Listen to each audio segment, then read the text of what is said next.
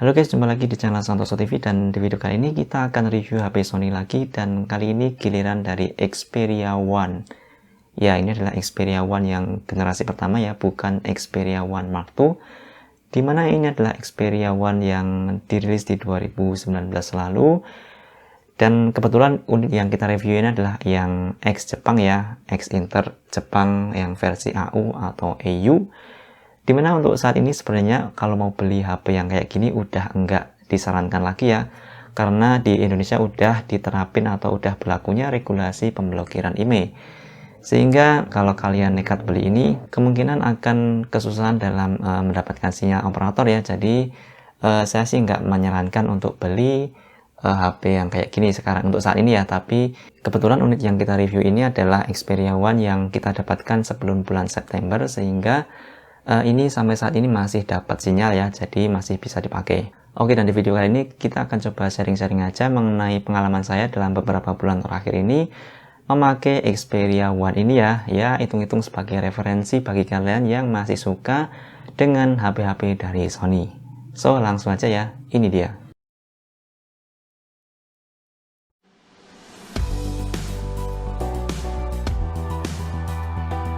Oke, untuk bahasan pertama kita mulai dari sektor desain ya, dimana Xperia One ini punya desain khas Sony, yaitu mengkotak, simple, minimalis, dan premium. Cuma memang dari dimensi bodi ini bentuknya agak memanjang ya, karena ini pakai rasio layar 21:9 dengan bentang 6,5 inci. Sebenarnya kalau dari lebarnya sih ini cukup ramping ya, yaitu cuma 72 mm, sehingga pengoperasian dengan satu tangan ini sih masih nyaman. Cuma memang hal yang saya kurang suka dari dimensi memanjangnya ini adalah ketika kita kantongin.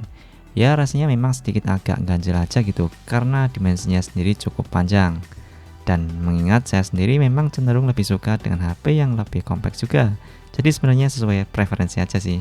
Tapi secara overall dari sisi desain, Xperia One ini saya akui sih keren. Dan menurut saya juga salah satu smartphone Android yang bisa nyaingin iPhone dari sisi gengsi adalah ya smartphone dari Sony ini ya. Selain nama besar dari brand Sony sendiri, smartphone Xperia seri terbaru ini juga jarang yang pakai, sehingga terkesan eksklusif aja gitu. Oke, next kita masuk ke sektor layar. Xperia One ini pakai layar dengan tipe OLED, resolusinya 4K alias 4K, bentang layarnya sebesar 6,5 inci dengan rasio 21:9 serta sudah support HDR. Untuk kualitas visual yang ditampilkan tentu saja ini masuk kategori bagus banget. Tampilannya tajam, warnanya gonjreng, dan kontras yang bagus. Ya, pengalaman saya nyobain beberapa smartphone Sony memang dari sektor layar sih kebanyakan dari dulu udah cenderung bagus-bagus ya. Khas dengan warna gonjreng natural yang nyaman dipandang. Kemudian resolusi 4K yang dipakai di sini memang kalau secara teknis ini sih bisa nampilin detail tampilan yang lebih tajam. Cuman saya sendiri nggak merasakan benefit yang sangat signifikan dari penggunaan layar 4K-nya ini alias agak overkill ya. Mengingat kompensasi yang dibayarkan adalah sisi ketahanan baterainya. Ya karena jujur saja layar Full HD di bentang segini pun sebenarnya juga masih tajam-tajam aja. Mengingat semakin tinggi resolusi yang dipakai, semakin besar juga daya yang dibutuhkan. Kemudian rasio memanjang 21:9-nya ini dulu memang agak unik ya. Tapi untuk saat ini rasio layar memanjangnya ini udah lumayan familiar. Karena kebanyakan smartphone terbaru sekarang pun juga pakai rasio yang semakin panjang. Ya walaupun kebanyakan masih mentok di sekitar 20:9 aspek rasio.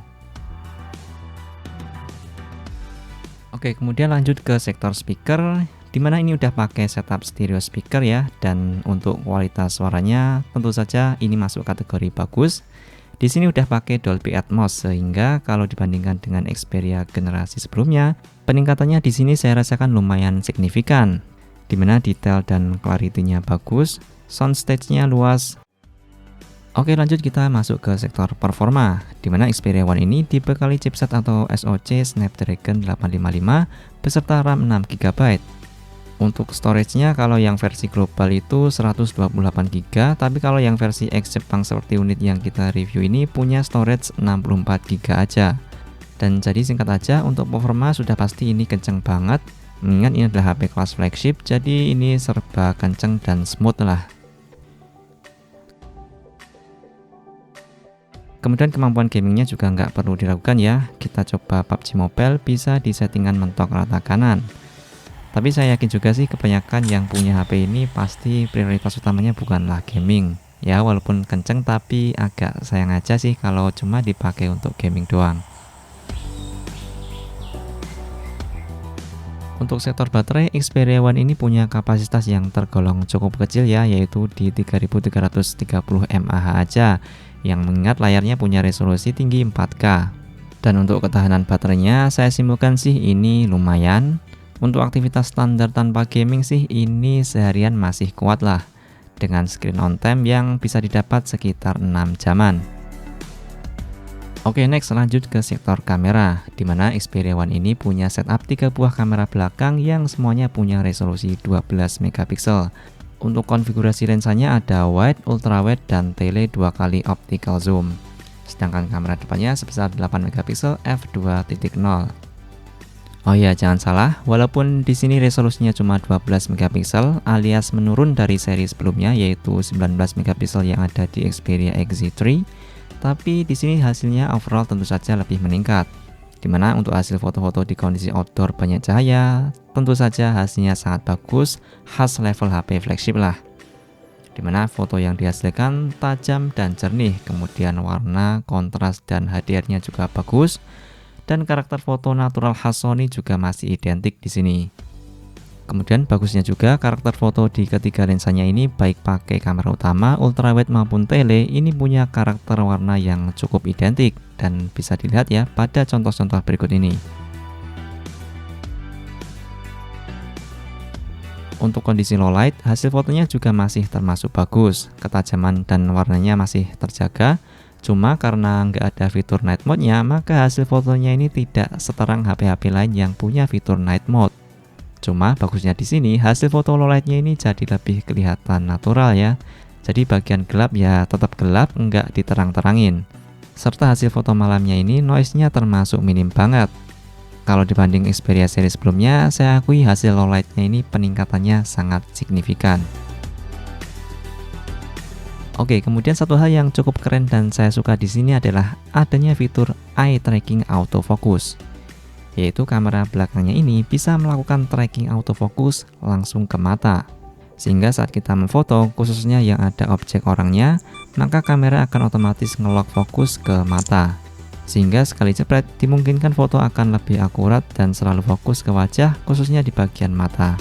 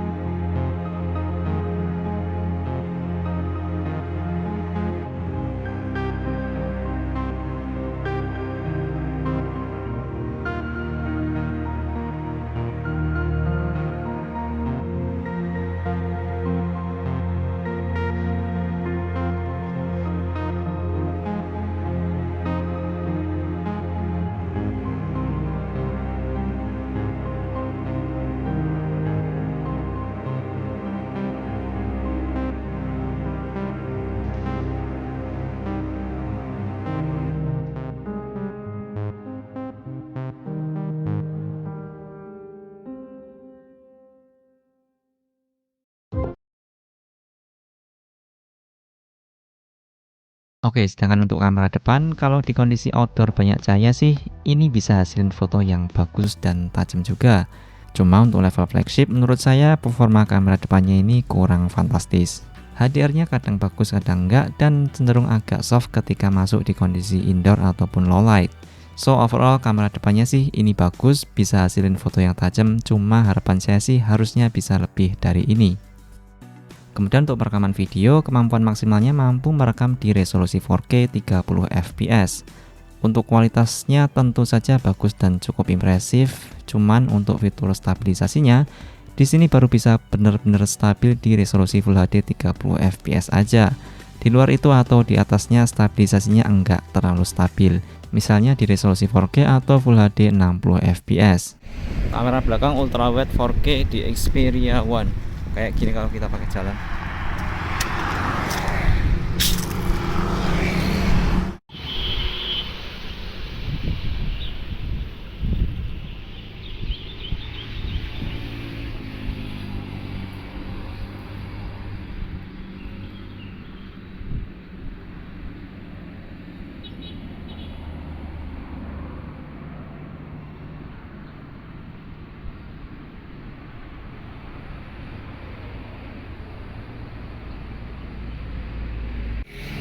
Full HD 30 fps, kamera belakang Xperia One, kamera utama. Seperti ini hasilnya kalau kita pakai untuk jalan video.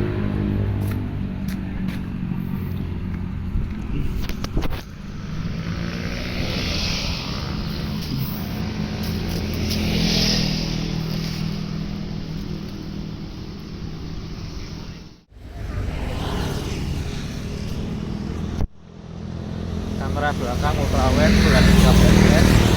Saya coba pakai untuk rekam ya, untuk vlogging. Kita coba kemampuannya untuk vlogging. Kita balik kamera belakangnya, kita pakai vlogging seperti ini. Ultrawide 30 fps Xperia One.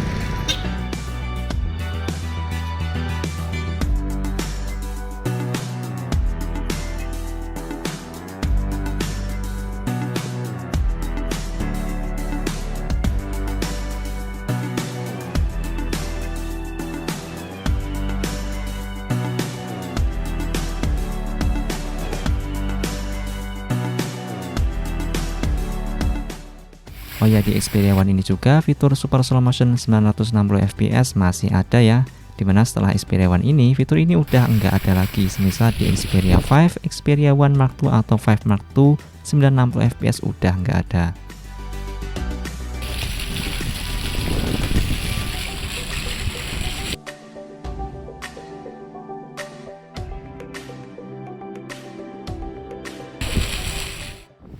Kemudian untuk video kamera depan maksimalnya di Full HD 30 fps dan hasilnya kurang lebih mirip ya dengan seri sebelumnya, yaitu cukup bagus dan stabil. Bisa dilihat pada contoh berikut ini.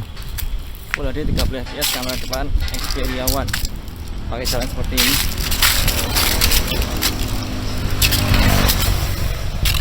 Full HD 30 fps kamera depan Xperia One, rekaman video seperti ini kalau kita jalan.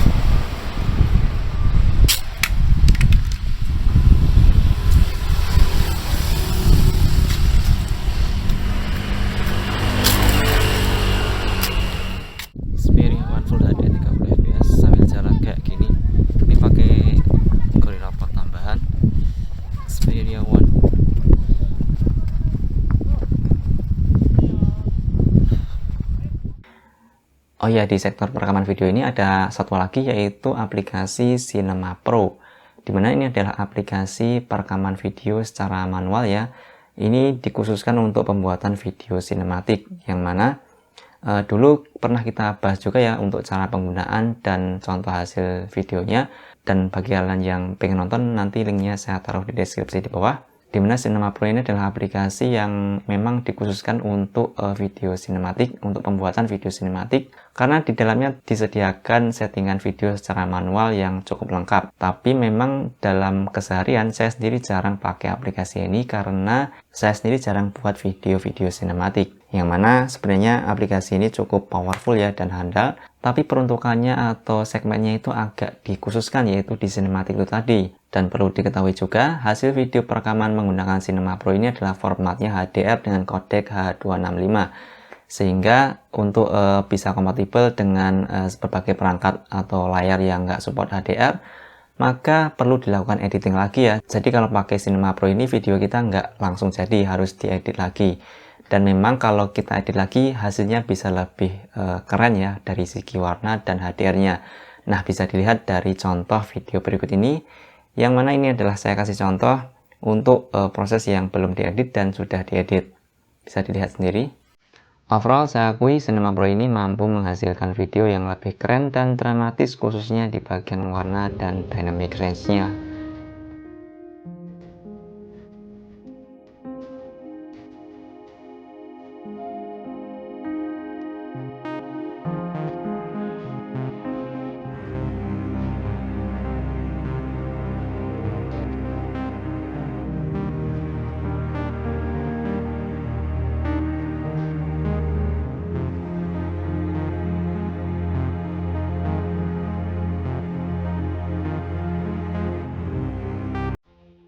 Oke, terakhir kita masuk ke kesimpulan. Ya, tentu saja Xperia One ini adalah smartphone flagship yang sangat bagus, mulai dari desain, layar, dan performa. Secara overall, kameranya juga cukup kompetitif dibanding para pesaingnya.